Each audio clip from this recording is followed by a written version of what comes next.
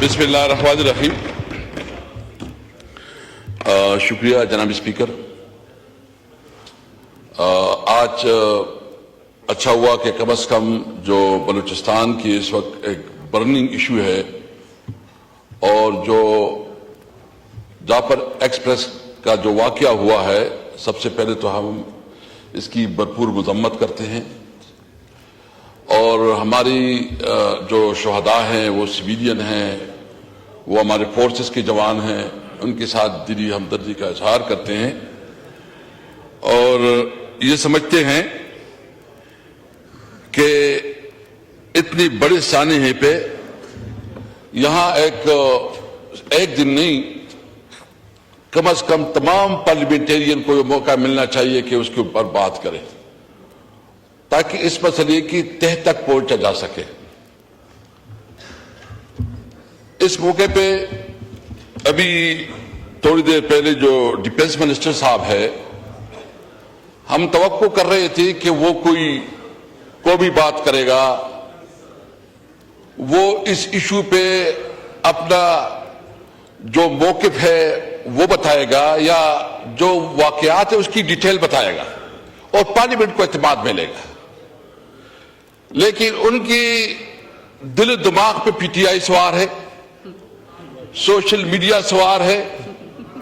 چاہیے تو یہ تھا کہ آپ آج ایک ماحول بناتے، آپ بات کرتے ایک نیشنل کنسنسس کی، لیکن اس کی بجائے خواجہ صاحب جو ہے نا میں آپ کی تقریر آپ سنا دیں، اس پہ کتنی دفعہ انہوں نے بلوچستان کا ذکر کیا اور اس پہ افسوس کا اظہار کیا ہے. اس کو سب کچھ جو ہے نا وہ پی ٹی آئی کے اوپر جو وہ الزام تراشی کرنے پہ تلا ہوا ہے. اگر ان کی اندر کوئی بھی اخلاقی جرت ہوتی، اگر کوئی بھی اس کے اندر جو ہے نا کوئی شرم اور حیا ہوتا، آج وہ یہ کہتا کہ میں ریزائن کرتا ہوں اور میں جو کم از کم یہ بدترین سیکیورٹی فیلیور ہے، یہ انٹیلیجنس فیلیور ہے. دیکھیں، ہم سب پاکستانی ہیں، ہم کسی طور پر اس قسم کے واقعات کی ہر لحاظ سے مذمت کرتے ہیں اور سمجھتے ہیں کہ سب سے پہلے ضرورت اس بات کی ہے کہ اس کی پالیسی کو جو ہے ریویزٹ کیا جائے. آپ نے سب سے پہلے دیکھنا ہے کہ آپ کی اس وقت جو ملک میں دہشت گردی کا، جو ملک میں اس وقت جو خاص کر ہم امن و امان کی صورتحال ہے، اس کی بنیاد کیا ہے؟ جب ملک میں قانون نہ ہو، جب ملک میں آئین نہ ہو، جب کسی اداروں کا احترام اور رسپیکٹ نہ ہو، جب پارلیمنٹ جو ہے نا صرف ایک برائے نام پارلیمنٹ بن جائے، اور وہ پارلیمنٹ جناب چیئرمین، وہ پارلیمنٹ ہم سمجھتے ہیں کہ اس وقت اگر بلوچستان اسمبلی میں یا نیشنل اسمبلی میں جو نمائندگی ہے وہ عوام کے نمائندے نہیں ہے، وہ فارم 47 کے نمائندے ہیں، وہ عوام کے نمائندے نہیں ہیں. جب آپ اپنے اصلی نمائندگان کو آپ ان کو جیلوں میں ڈالیں، آپ اس کو پارلیمنٹ سے باہر رکھیں اور ان لوگوں کو پارلیمنٹ میں رکھیں جس کا عوام کے ساتھ کوئی تعلق نہیں، تو یہ بتاؤ وہ ملک کو کیسے چلائے گی؟ وہاں پالیسیاں کیا پالیسی ہوں گی؟ کیونکہ اس وقت سب سے پہلی جو کہ ایک فراڈ الیکشن ہوا ہے، ایک جعلی طریقے سے جو ہے نا اسمبلی وجود میں لائی گئی ہے اور وہ لوگ اسمبلی میں بیٹھے ہیں جس کے پاس حق نہیں ہے کوئی اسمبلی میں بیٹھے، اس کے پاس حق نہیں ہے کہ وہ حکومت بنائیں، وہ عوام کے نمائندے نہیں ہیں. ہم سمجھتے ہیں اس لیے کہ اس پارلیمنٹ میں اس وقت وہ قوت و طاقت نہیں ہے کہ عوام کی نمائندگی کرے. اس لیے ہم نے مطالبہ کیا کہ فوری طور پر ری الیکشن کروائے جائے، فیئر فری الیکشن ہو اور صحیح عوام کی نمائندگی جو ہے اس کو موقع دیا جائے اور پارلیمنٹ کو تب طاقت مل سکتی ہے. آپ دیکھیں کہ بلوچستان کی ایشوز کیا ہیں.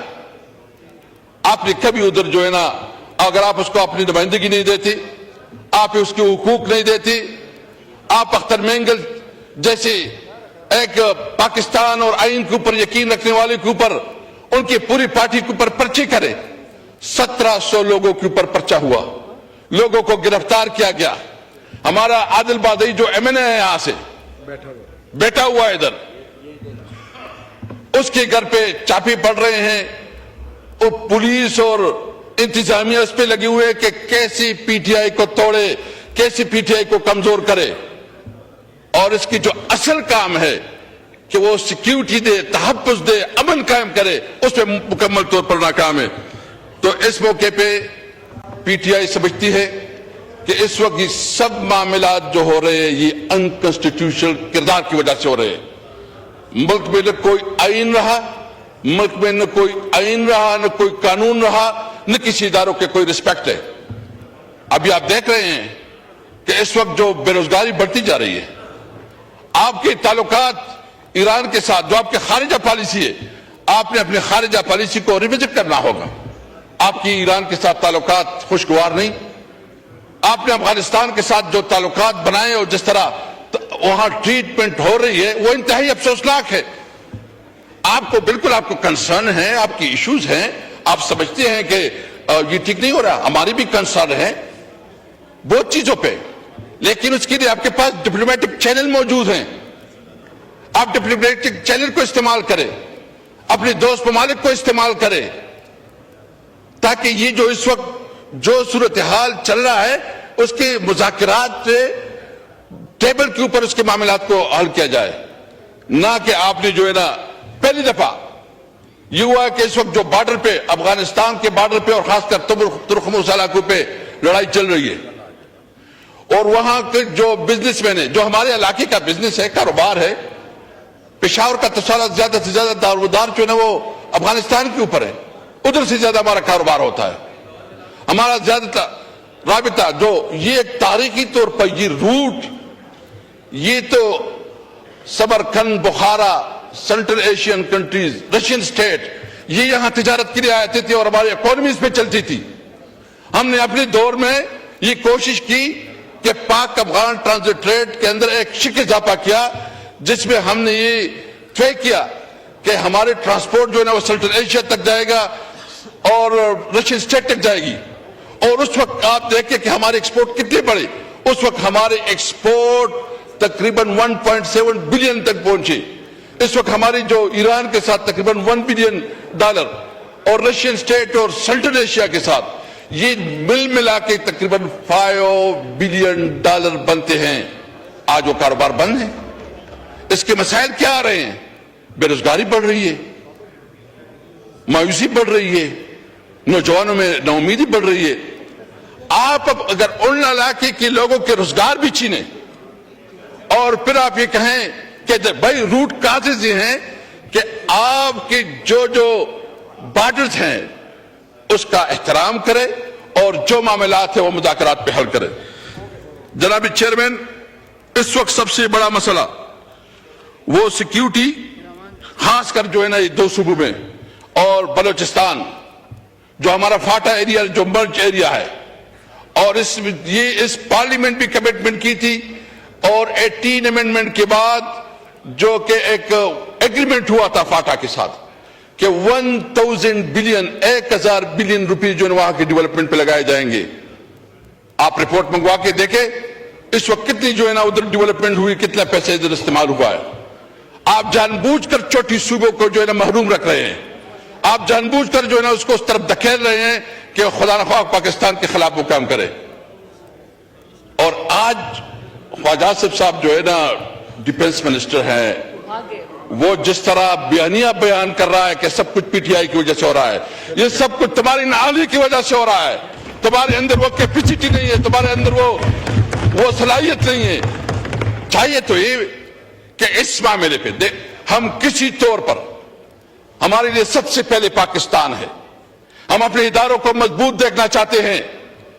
हम एक मजबूत पाकिस्तान, हम समझते हैं कि पार्लियामेंट सबसे मजबूत इदारा होना चाहिए और वो पार्लियामेंट जो कि हकीकी अवाम का नुमाइंदा पार्लियामेंट हो और सारे फैसलों का इख्तियार उसके पास हो।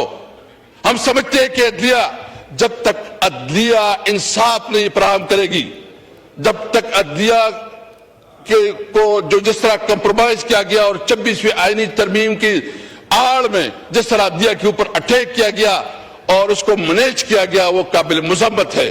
ہم سمجھتے ہیں کہ جب تک عدلیہ مضبوط نہیں ہوگی، آزاد نہیں ہوگی، انڈیپینڈنٹ نہیں ہوگی، تب تک یہ ملک آگے نہیں بڑھے گا. آپ نے اپنی عدالتی نظام کو مزید مضبوط کرنا ہے. آپ دیکھ رہے ہیں کہ اس وقت ہمارا جتنی بھی ادارے ہیں وہ اس کام میں لگے ہوئے ہیں جو اس کا کام نہیں ہے. تمام اداروں کو اپنے آئینی حدود کے اندر رہتے ہوئے اپنا کام کرنا چاہیے. آج اگر یہ انٹیلیجنس فیلیور اس لیے ہے کہ ان کا کام زیادہ سے زیادہ یہ ہے کہ وہ ایک پولیٹیکل پارٹی کو ملائن کرنے کے لیے، توڑنے کے لیے، اس کو کمزور کرنے کے لیے لگے ہوئے ہیں. ہم سمجھتے ہیں کہ اس وقت ضرورت اس بات کی ہے، حکومت کی ذمہ داری تھی کہ وہ آج بتاتے، آج وہ ایک روڈ میپ دیتے، وہ بتاتے کہ ہم اس سچویشن سے کیسے نکلیں گے. بلاول صاحب نے بات کی. میں گزشتہ دنوں آپ کے شہر کراچی گیا تھا اور پھر حیدرآباد کا بھی وزٹ کیا، لیکن بہت افسوس ہوا وہ کراچی جو روشنیوں کا شہر ہے، جس کی ٹوٹی پھوٹی سڑکیں، جتنا بدحال ٹرانسپورٹ کا نظام، جتنا میں نے ادھر دیکھا مجھے بہت افسوس ہوا. اور میرے خیال میں پیپل پارٹی وہاں سے گزشتہ 15-20 سال سے حکومت میں 15-20 سال سے حکومت میں. میں حیدرآباد گیا، ادھر بھی کوئی میں نے دودھ کی نہریں بہتی ہوئی نہیں دیکھی. جو سندھ میں گیا، سندھ میں ایسا حال ہے کہ شاید یہاں تو کوئی حکومت ہی نہیں ہے، وہاں کوئی پرسان حال نہیں ہے. بلاول صاحب کو ہماری بات بھی سننی چاہیے تھی کہ جو آپ کا علاقہ ہے اس کی حالت یہ ہے کہ وہاں جو سندھ اور خاص کر کراچی، باقی تو چھوڑو، کراچی کا جو حال ہے، یعنی کراچی کی روڈیں، کراچی کا پورا انفراسٹرکچر تباہ برباد. کراچی روشنیوں کا شہر ہے، اس کو جو اس کا حق ہے اس کا حق نہیں ملا. اور جو اس وقت یہ بات کر رہے ہیں کہ قیدی نمبر 804، قیدی نمبر 804 کی بات ہم ضرور کریں گے، ہر وقت کریں گے، ہر موقع پہ کریں گے، اور کیوں نہ کریں.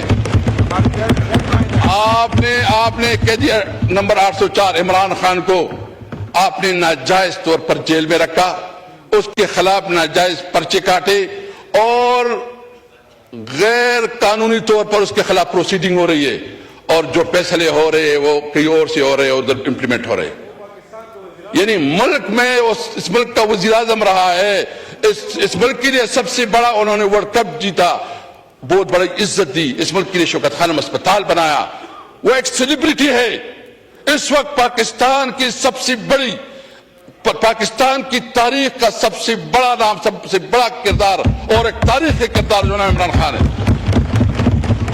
آئیں، اگر آپ کو اتنا زحم ہے تو ہم سمجھتے ہیں کہ ایک لیول فلینگ فیلڈ دے، الیکشن کروائیں، اور آپ سب جتنی بھی ہیں جس وقت حکومت میں بیٹھے، ایک آپ ٹکٹ پہ، آپ ایک ہی نشان پہ الیکشن لڑے. پی ٹی آئی انشاءاللہ عام ورکروں سے آپ کا مقابلہ کرے گا، آپ کو دکھائے گا کہ آپ کی کیا پوزیشن بنتی ہے. آپ کو پتا ہے کہ آپ کے عوام کے ساتھ کیا لینا. ایک کہتے ہیں مہنگائی ختم ہو گئی.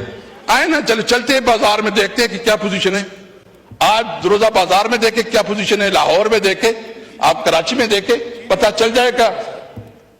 چینی کی جتنی بھی ہے تمام چیزیں آپ بازار میں، یہاں وہی باتیں ہوتی ہیں. اس لیے میرا مطالبہ ہے کہ سب سے پہلے اس قسم کی صورتحال کے لیے ضرورت اس بات کی ہے کہ نیشنل کنسنسس بنائی جاتی، نیشنل ایکشن پلان کے اوپر عمل کرایا جاتا، اور جو ادارے اس وقت سیاست میں ملوث ہے وہ اپنے کردار پہ توجہ دے، اپنے کردار سے.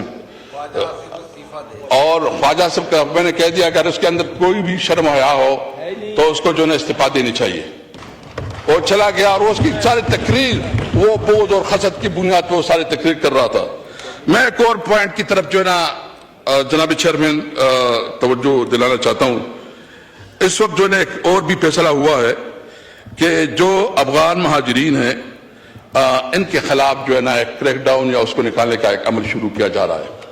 ہم سمجھتے ہیں کہ جتنی بھی انلیگل امیگرینٹس ہیں وہ جس بھی ملک سے تعلق رکھتے ہیں بے شک ان کے خلاف جو ہے نا جو قانون کے مطابق عمل ہونا چاہیے وہ ہونا چاہیے. لیکن یہ مسلسل اس طرح ایک کمپین شروع ہو جاتی ہے اور پولیس والوں کے جو ہے نا وارے نعارے ہو جاتے ہیں. یہاں بیچارے جو ہے نا وہاں ایک جنگ زدہ ملک ہے، ایک طرف آپ اس طرح کی حرکتوں سے آپ وہاں ایک مستقل دشمن بنا رہے ہیں. آپ بے شک جو بھی قانون کے اندر ہے، جو بھی رولز کے مطابق آپ کریں، لیکن اگر کوئی اس قسم کا کیمپین بنایا جاتا ہے کہ جو انٹرنیشنل قانون کی خلاف ورزی ہو، پاکستان کے قانون کی خلاف ورزی ہو، تو ہم اس کی بھرپور طریقے سے جو مذمت کریں گے. اور ہم سمجھتے ہیں کہ اس معاملے میں تمام سٹیک ہولڈر کو، خاص کر جو بلوچستان اور کے پی کے کی جو حکومت ہے، ان کو آن بورڈ رکھا جائے. یہ جو بہت ضروری ہے، کیونکہ یہ آپ ایک طرف تو آپ کی ویسی بھی حالت جنگ میں ہے، لیکن آپ ایک نیا ایشو ایسا کر رہے ہیں کہ خاص کر جس صوبے سے ہمارا تعلق ہے تو وہاں تو جینا حرام ہو جائے گا. وہاں تو ہم ایک آگ میں پھینک رہے ہیں. آپ اگر کوئی انلافل کام کریں گے، انلیگل کام کریں گے، تو پھر تو اس کے اثرات ہم بھی بھگتیں گے. ہم ایک مضبوط پاکستان دیکھنا چاہتے ہیں، ہم پاکستان مضبوط ادارے دیکھنا چاہتے ہیں. ہم سمجھتے ہیں کہ آئین کے اندر رہتے ہوئے جس اداروں کا جو کردار ہے اس کو اپنا کردار ادا کرنا چاہیے، اور اس کو جو اس کا حق ہے، جو اس کی لمیٹیشن ہے، وہ اپنی لمیٹیشن کے اندر رہتے ہوئے اپنا کردار ادا کرے.